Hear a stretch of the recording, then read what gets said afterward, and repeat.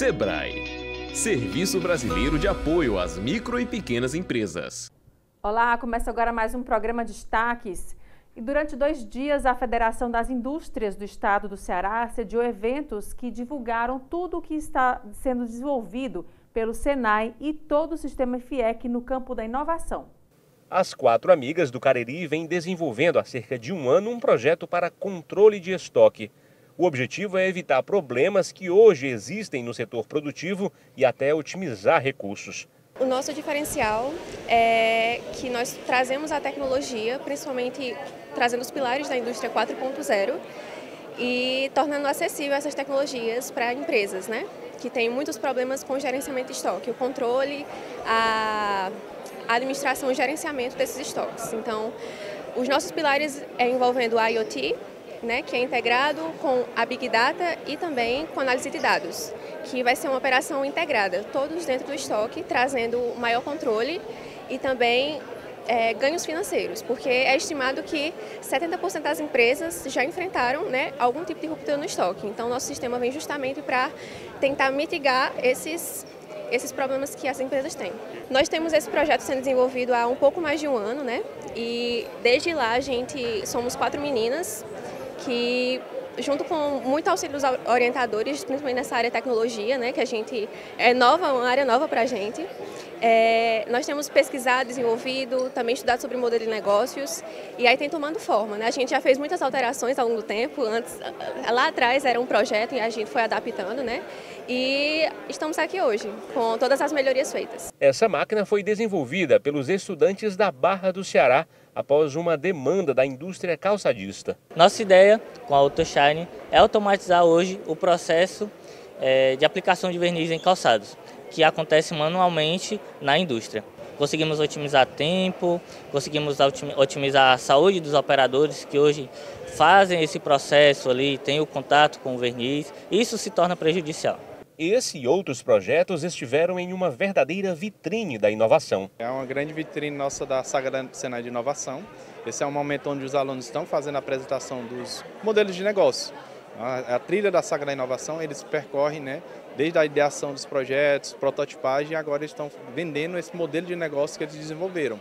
É uma vitrine onde eles estão tendo a oportunidade de apresentar para empresários, sindicatos e outras instituições que também podem colaborar para o crescimento dessa ideia deles que está sendo desenvolvida. Aqui a gente trabalha com uma plataforma que as indústrias trazem essas demandas, a partir dessa demanda eles desenvolvem as soluções que podem funcionar diretamente dentro da indústria como case de sucesso. Então assim, a gente traz a prática do dia a dia da indústria para a sala de aula e os nossos alunos conseguem agregar com essa solução. O Inova Senai 2025 expôs ideias que podem ser utilizadas pelas indústrias e que foram desenvolvidas no Serviço Nacional de Aprendizagem Industrial e em todo o sistema FIEC.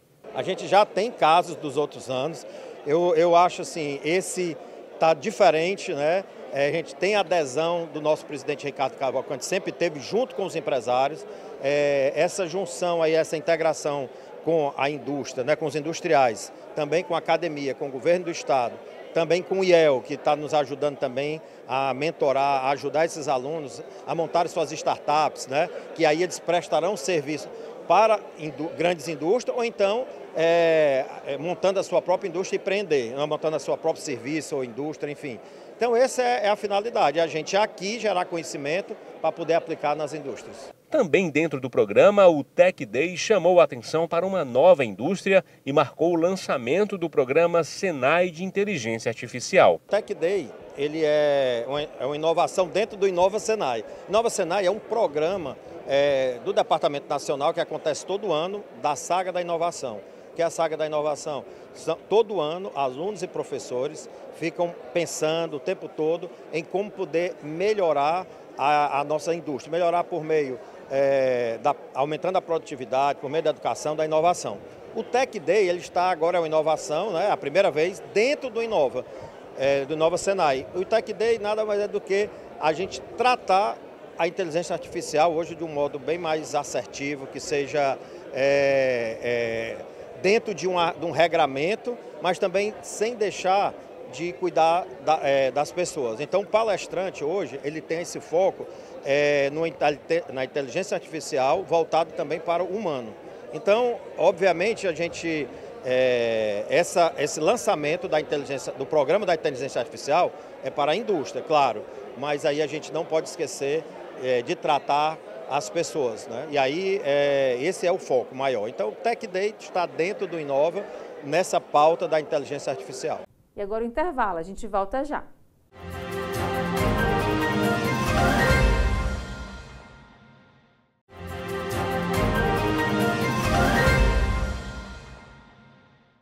E a gente fala agora sobre o Junho Violeta, o mês dedicado ao alerta contra o ceratocone, a doença ocular que afeta a visão, compromete a qualidade de vida e, se chegar ao estágio grave, exige a cirurgia.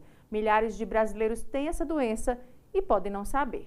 Oi, Elaine, eu começo alertando as pessoas que gostam de coçar o olho, tem esse costume, essa frequência, às vezes de maneira mais forte. Isso pode afetar a ceratocone. É sobre ela que nós vamos conversar com a doutora Juliana Nunes Zarate, que pode nos alertar sobre, primeiro, o que é e quais são as causas dessa doença, doutora.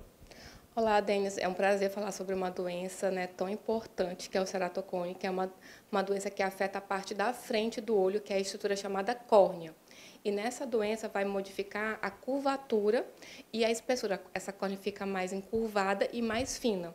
E, consequentemente, a visão fica distorcida, fica embaçada e pode até chegar a uma perda da visão bem funcional do paciente, do paciente não conseguir fazer atividade do dia a dia, como dirigir, enxergar, para leituras, causando bastante prejuízo na visão. Doutora, é possível já determinar o que pode causar o início dessa doença ou é algo que ainda está sendo investigado e estudado?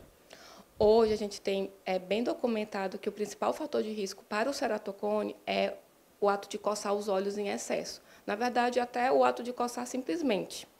E esse é o principal fator de risco. E associado a isso, a gente tem o fator genético, que ela é uma doença genética, que a gente sabe, e que também contribui para a manifestação da doença. Então, agora eu já lhe pergunto, como é que a gente consegue identificar ou até prevenir essa evolução da doença se ela for diagnosticada? É exatamente nesse espaço, no consultório?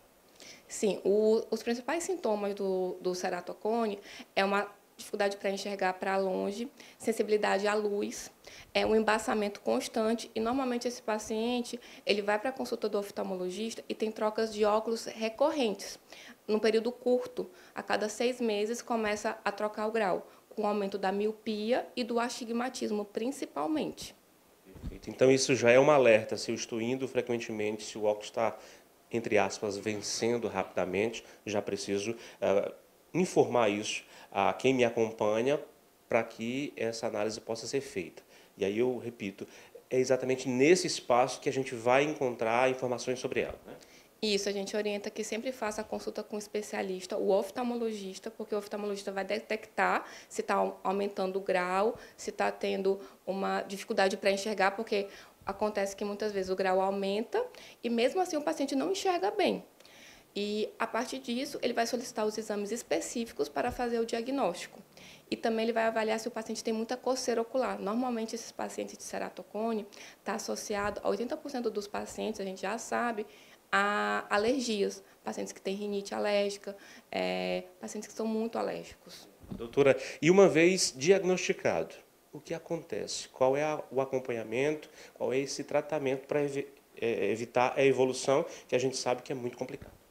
Uma vez feito o diagnóstico, a gente precisa estadiar a doença, porque a gente tem casos bem leves, que são esses casos que são desafiadores, que muitas vezes o paciente não percebe que está tendo uma dificuldade para enxergar, não tem alteração ainda perceptível, e tem casos muito avançados, que o paciente perde totalmente a visão funcional. E aí, uma vez diagnosticado, a gente vai fazer o estágio e propor o tratamento, que hoje a gente tem alguns tratamentos que são bem atuais. É um tratamento que ele vai enrijecer a córnea, que se chama crosslink, e ele vai permitir que a doença não avance. Um outro tratamento que ele também é muito atual, que é uma cirurgia chamada cirurgia de anel intraestromal, inclusive foi um brasileiro que desenvolveu a técnica, um mineiro chamado Dr. Paulo Ferrara. E temos o transplante de córnea, que hoje, cada vez menos, a gente vem tentando não realizar, porque a gente faz um diagnóstico precoce. Então, esse é mais um caso, mais uma doença em que a corrida contra o tempo, o acompanhamento, o diagnóstico precoce vai sim auxiliar na qualidade de vida desse paciente. Sim, muito. E além disso, é importante falar porque essa doença ela manifesta na idade da adolescência, normalmente ela manifesta na adolescência e o adulto jovem, que é a idade funcional. E isso, uma vez a gente detectando precoce, a gente evita as consequências do dia a dia, né? Que é a pessoa que está na idade escolar, então, consequentemente, ela vai ter um mau desempenho na escola, ela vai ter, não vai conseguir ter um rendimento. Muitas vezes são adolescentes que estão praticando esportes, que deixam de fazer esportes porque não está conseguindo enxergar bem. E a gente tratando, a gente consegue resolver todas essas outras dificuldades.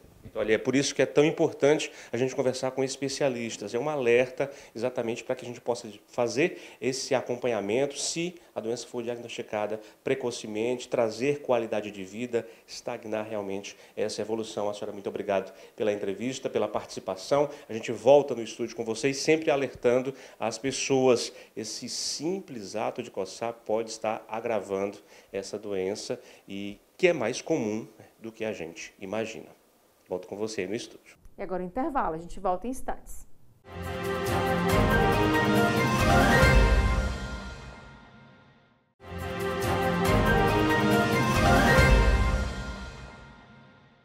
E os projetos Territórios da Leitura e Ventos do Saber, que revitalizam bibliotecas de escolas públicas para estimular o hábito da leitura, vão inaugurar até setembro deste ano 20 bibliotecas, sendo 16 delas em 12 cidades do interior do Ceará e 4 em 2 municípios do Rio Grande do Norte. Sobre essa iniciativa, eu conversei com Emílio Sanderson. Ele é realizador dos projetos Ventos do Saber e Territórios da Leitura.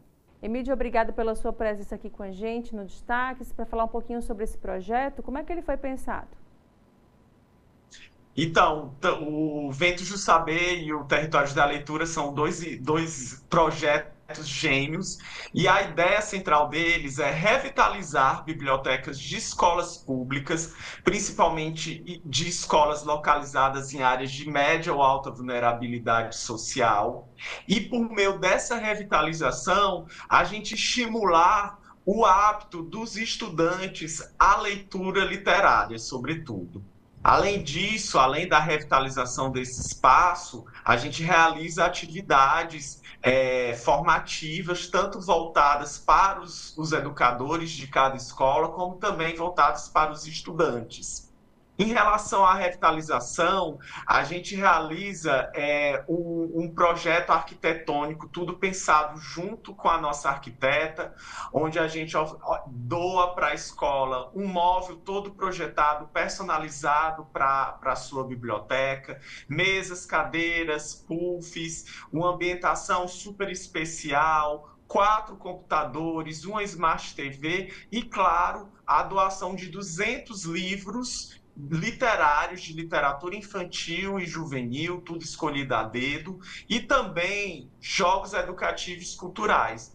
A nossa ideia é fazer com que esse espaço seja um espaço de fato propício para a leitura, para o estudo e também para a convivência social. A gente quer romper aquela ideia de que biblioteca a gente só vai quando a gente está de castigo. Não, a gente quer fazer com que, de fato, os estudantes queiram ocupar esse espaço, queiram estar ali dentro. Por isso que a gente oferece esse espaço bonito e confortável.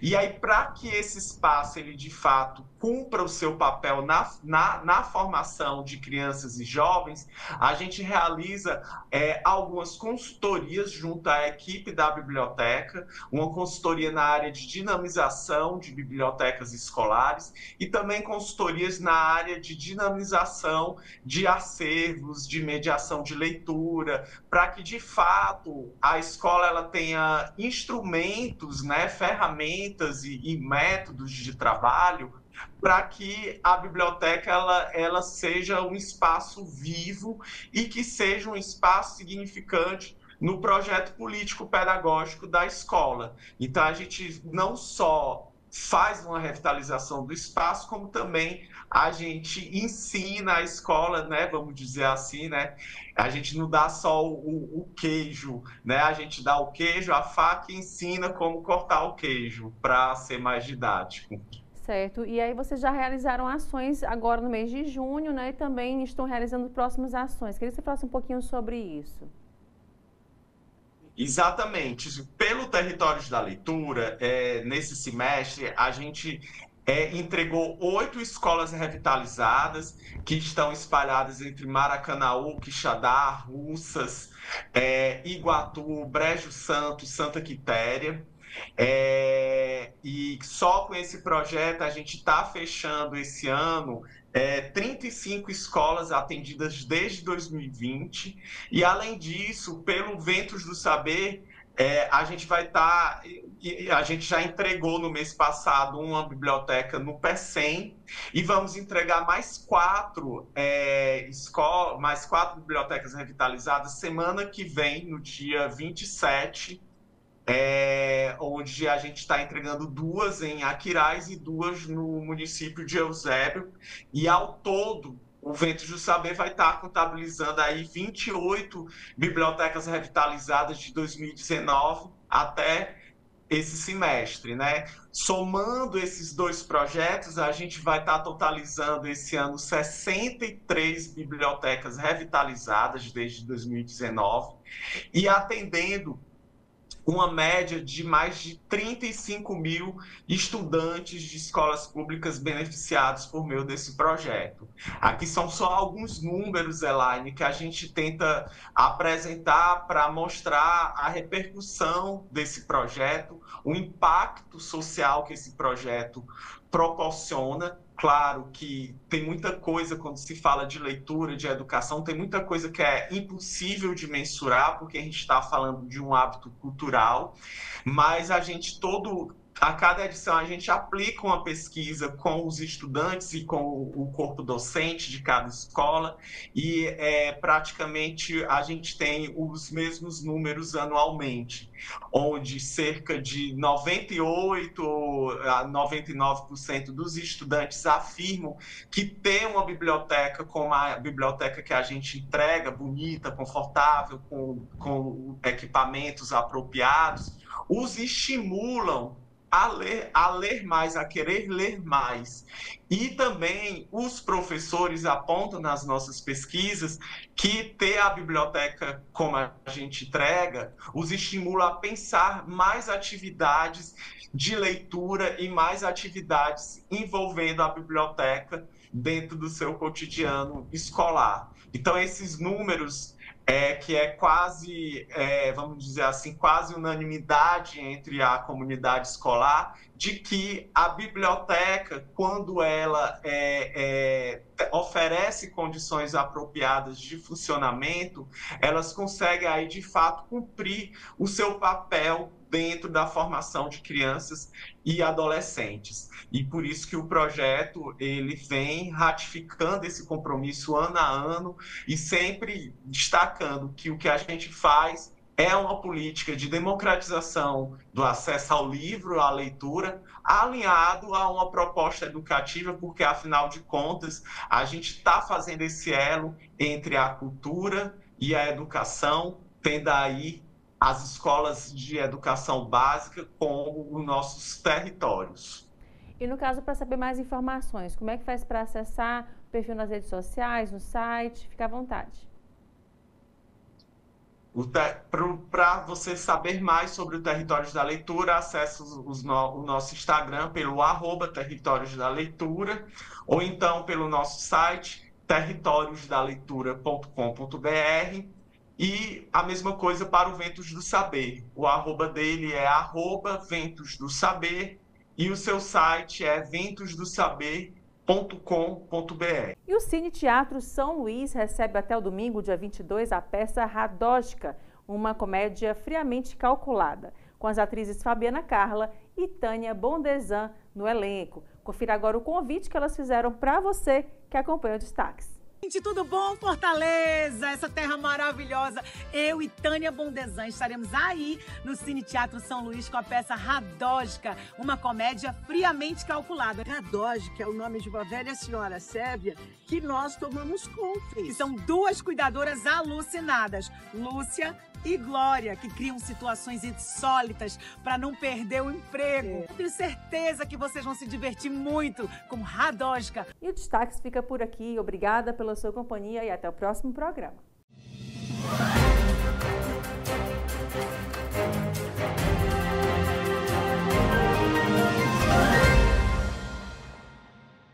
SEBRAE, Serviço Brasileiro de Apoio às Micro e Pequenas Empresas.